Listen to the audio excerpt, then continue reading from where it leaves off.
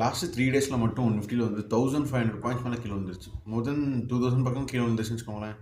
So it's a good time to grab the opportunity. So நிறையா point கீழே வந்துருக்கு, market டவுனில் இருக்குது. ஸோ இந்த டைமில் இன்வெஸ்ட் பண்ணிங்கன்னா உங்களுக்கு பாயிண்ட்ஸ் வந்து அதிகமாக இருக்கும். So guys once more invest பண்ணுறீங்க அப்படின்னா உங்களுக்கு தெரிஞ்ச ஸ்டாக்லேயோ இல்லை நீங்கள் அனலைஸ் பண்ணி வச்சுருக்க உங்களோட பெஸ்ட்டு ஸ்டாக்னு நீங்கள் அனலைஸ் பண்ணி அந்த பணம் எனக்கு இப்போதைக்கு தேவையில்லை, எனக்கு பின்னாடி க்ரோத் வந்தால் போதும் அப்படின்னு நீங்கள் நினைக்கிற ஸ்டாக்கில் மட்டும் இன்வெஸ்ட் பண்ணுங்கள். ஸோ எப்போவுமே கடன் வாங்கி இன்வெஸ்ட் பண்ணுறதோ இல்லை தெரியாத ஸ்டாக்கில் இன்வெஸ்ட் பண்ணி லூஸ் பண்ணுறது மைண்டில் வச்சுக்காதீங்க.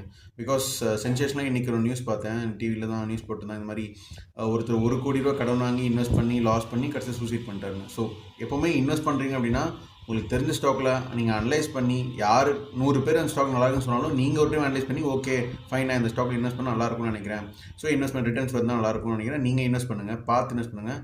எவ்வளோ இருக்கோ அவ்வளோ இன்வெஸ்ட் பண்ணுங்கள் போதும். ரொம்ப கடன் வாங்கி இன்வெஸ்ட் பண்ண அவசியம் இல்லை. So think beyond that.